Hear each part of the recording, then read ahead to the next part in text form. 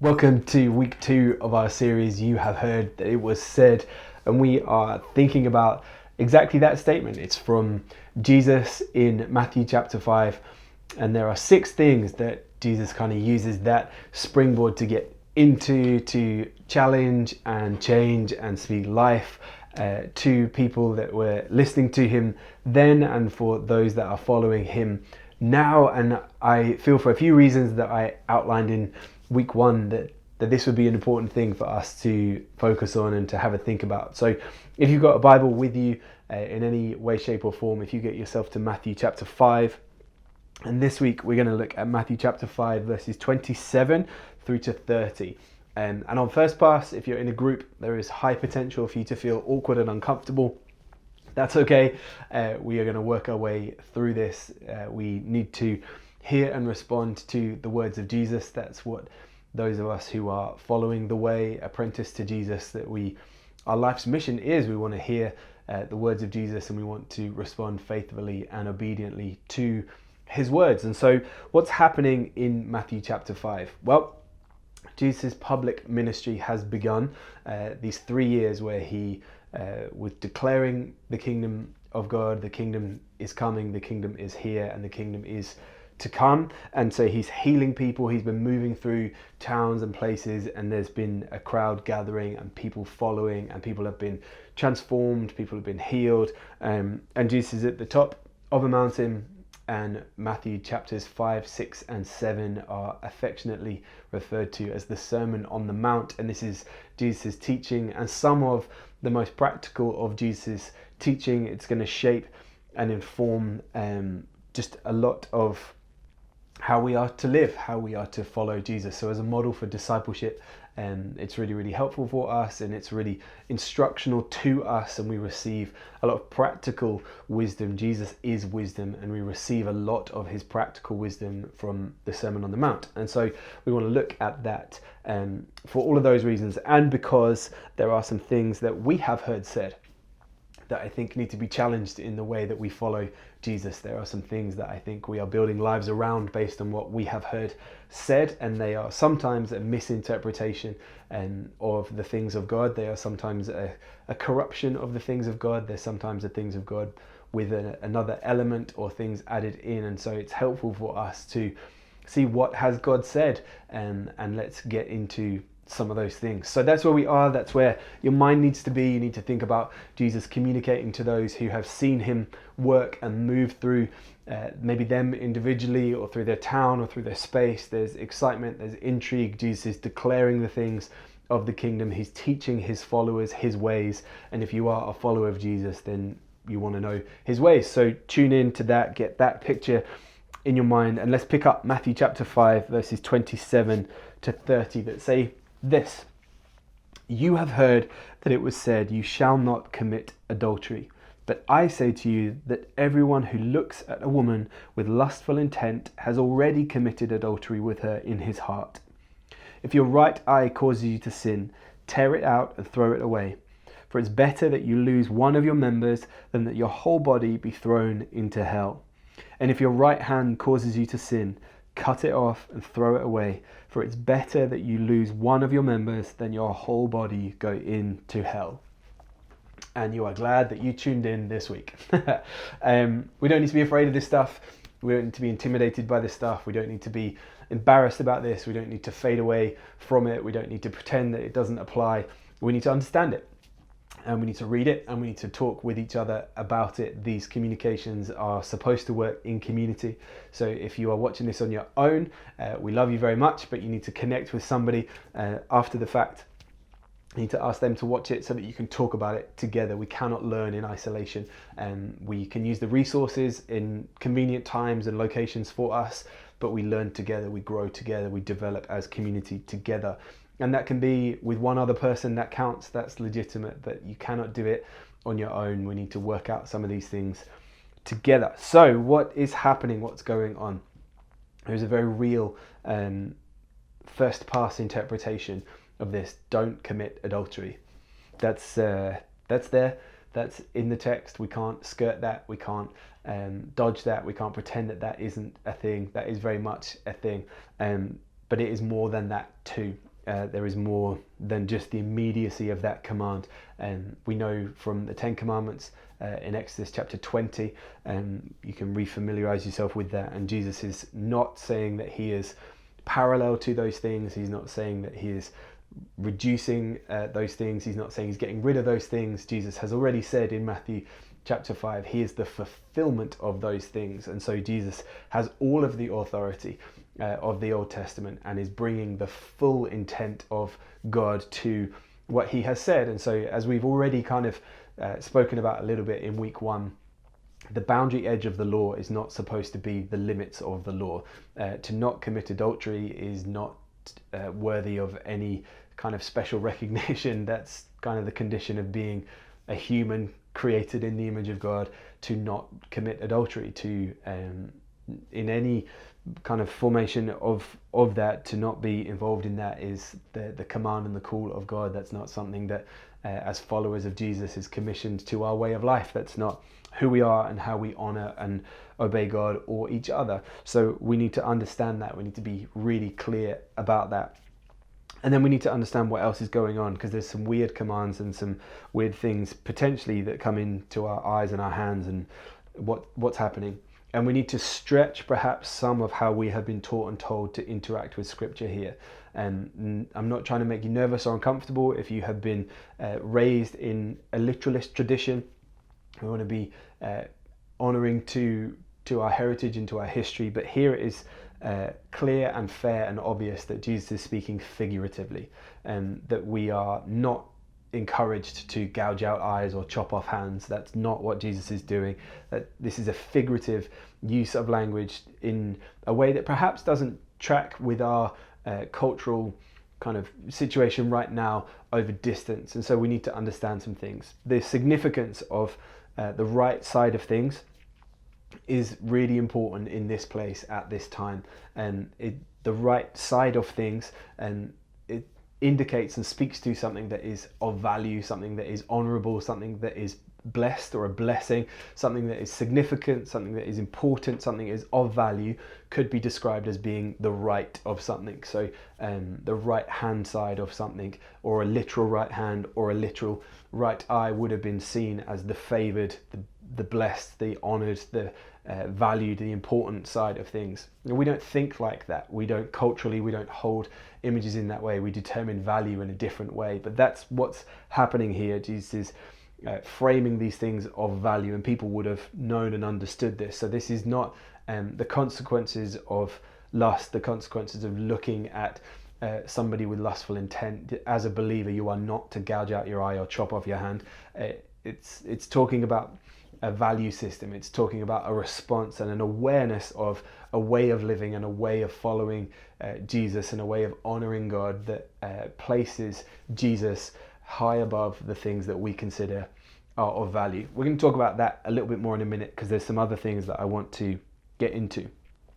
This again is a continuation from Jesus of this idea of whatever your standards are, if they don't look like Jesus, they're wrong. And so wherever we think we are meeting the bar, or wherever we feel that there is a standard established, the standard of God, the requirements to be near God, to be in the presence of God, to be with God eternally, the standards are higher and higher and higher. God is holy, and so cannot tolerate sin, and it cannot coexist in that space, will not share space with sin. And so the standard is higher and higher and higher, and to the point where we feel disqualified, and then we see that our hope is in Jesus, the one who fulfills the requirements of these things, the one who has met what was needed and required for this status to be obtained. And then by faith in Jesus, we have access to the Father. By faith in Jesus, we are made right with God. By faith in Jesus, a new way of being is made available to us. By faith in Jesus, a new way of perceiving each other is available to us. Adultery and what that speaks to, and the fracturing of a family, of a life, of a system, of a way of being, I feel is reasonably obvious to us. And I'm confident that we have all been near enough, if not involved in situations where things have been fractured as a consequence of adultery. So then to take that the next stage on and speak to lust, which is the motivation. That if adultery is the outcome, is the output, then lust is the motivator. That's where the decision has been made, and Jesus speaks to our intent, and Jesus speaks to our motive, and Jesus speaks to our heart, and Jesus speaks to the things that perhaps we feel unchecked and unseen. We can behave in a way that, well, nobody's going to know about it, it's fine, it doesn't matter. And this is Jesus saying it absolutely matters, and our standards, even in the way that we look at each other, have to be the standards of Jesus. And where that feels impossible and we are disqualified, we look to Jesus, our perfect picture of hope and of grace and of peace, to help us live a new way of being. Lust is problematic for a few reasons. The kind of primary one is its inherent selfishness. The idea that my needs supersede anyone or anything else, and so how I feel is what I need to action. This is really difficult, I believe, for us to hold on to in the days that we are alive in, because we have heard it said, the way that I feel supersedes anything else. And the way that I feel needs to be honored ahead of any other commitment that I have made. And how I feel in a moment is what I trust and what I respond to. And I want to gently course correct some of that, in that that's not true. In that the way that I feel sometimes is sinful. And the way that I feel sometimes is not in line with a life given over to following Jesus. And so now I have a choice. I don't have to just give in to the way that I feel, that I can actually process that in health and acknowledge and recognize the ways of Jesus, and I can choose to conform how I feel to the ways of Jesus. Now that you're going to have to think on that potentially for a little while, because you have heard it said that the way that you feel is what you action. And I want to tell you that that's not always the case. Now, we are obviously not legislating for abuse or misuse. We are obviously not legislating for things that are destructive and painful and sinful and demonic and not of, from, or for God. That's absolutely not what we're saying. But what I am saying is that there are moments and there are times when something will catch my attention, and now I have a decision, I have a choice to make. That the consumption of another human being as a commodity is never okay.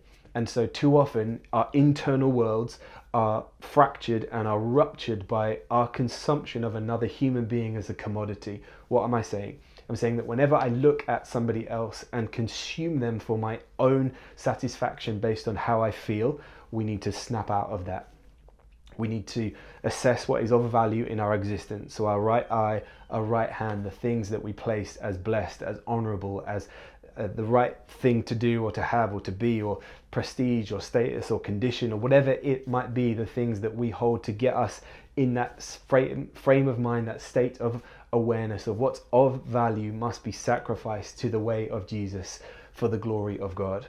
Now this feels super countercultural to the way that we live, which is why we need to wrestle with it. That's why we need to talk with each other about it. That's why we cannot avoid these things. There is a practical application in the nurturing and the protection of relationships. It's not okay to make a commitment to somebody and then internally be unfaithful repeatedly. You're not honoring the commitment that you have made to somebody else made in the image of God. We're going to talk about that a little bit more in the weeks to come. But to consume another human being as a commodity is not okay, and I have to deal with a level of spiritual maturity how I feel. That it's infantile to just react and respond to how I feel. I need to get a grip of how I feel, and I need to run it against, is this helping me find and follow Jesus? Is this pointing me into the narrow path that leads to the way of righteousness? Is this helping me pick the things of God? Now that can feel legalistic, and that can feel like a bit of a buzzkill, and that can feel a bit serious and a bit dramatic.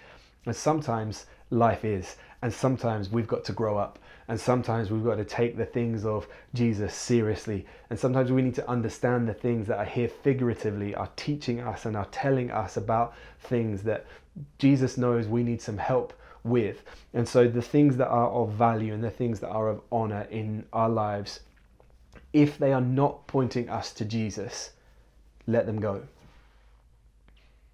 The things of the highest value to us are figurative eyes and hands, the things that we feel are honorable and are favored and are approved of and get me what I want and help me achieve what I want to achieve, if those things are not pointing me to Jesus, I have to cut them off and I have to let them go. Why? Because the value of Jesus is greater than anything that I perceive I have possession of. And the way of life that Jesus has called me to, the way of new life that Jesus calls me to, the liberation that Jesus brings me into, the hope that Jesus gives to me, the peace that Jesus releases to me is worth so much more than anything that I think is of value that I hold onto and I action based on the limits of how I feel. Instead, there is a way of life where I can be apprenticed to Jesus. I can follow the way. I can be near to him that brings me into a way of life that transforms how I see other people. Now, I'm not looking at people to consume them, to gratify myself. Now, I'm not looking at other people to rupture and fracture and corrupt my commitments to others. I'm not looking at others for what I can get out of them. I'm not looking to others for what they release and approve and confirm in me. I look to Jesus, who actually holds me in the perfection of the way of life that he has called me to, and doesn't demand or control or commit those things from me, but calls me and heals me and holds me in a space that I don't need to be damaging my relationships, and I can see people in health, and I can develop a maturity past my feelings and into the reality of life with God. I mentioned before, and will continue to mention, that these communications are supposed to work for us in community together. And so to help us do that, I want to ask some questions. And my ask of you is that you engage with somebody and these questions. Please don't watch these communications in isolation and then just move on. Please connect with somebody around these questions, or around, even better still, around the things of Matthew 5, and engage with each other. But here's what I want to ask you for this week. When do you feel you need help with how you feel? So when do you need help with how you feel? Are there moments, are there times, are there things that this doesn't need to be a confessional exercise? It needs to be safe and it needs to be appropriate. So be aware of who you are connecting with. But when do you need help with how you feel? Second question. What do you have that is of value? And kind of 2.1, is it pointing you to Jesus? So are the things that you have that you perceive are of value, are they pointing you to Jesus? And the third one, if you feel, this is less of a question and more of a statement from me, if you feel that you are struggling with selfishness, lust is selfishness, and that's part in all of these layers and all of these wrappers, that's part of what Jesus is talking about. So if you feel that you are struggling with selfishness, don't give up. Don't dismiss yourself. Don't write yourself off. Don't come under that accusatory condemnation.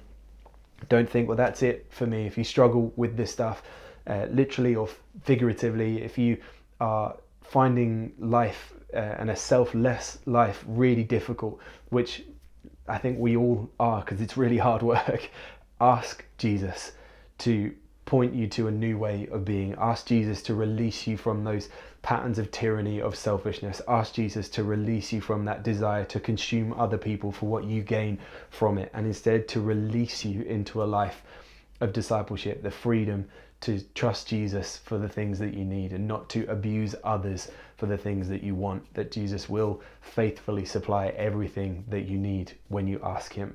If you don't know how to do that, get in touch. We want to have that conversation with you. We want to pray with you. We want to resource you. We want to help you do that. If you have known those things for a really long time and are struggling still with these things, don't condemn yourself. Don't panic. Don't hide away. Don't disconnect. Again, reach out. We work in community, and that's where freedom comes, when we figure these things out together. So get in touch. Let's talk this stuff through. Let's grab a coffee. Let's pray together, and let's invite Jesus into redeeming and making whole our relationship with some of these things. Keep reading, keep talking to each other, and we will see you for the next one really soon.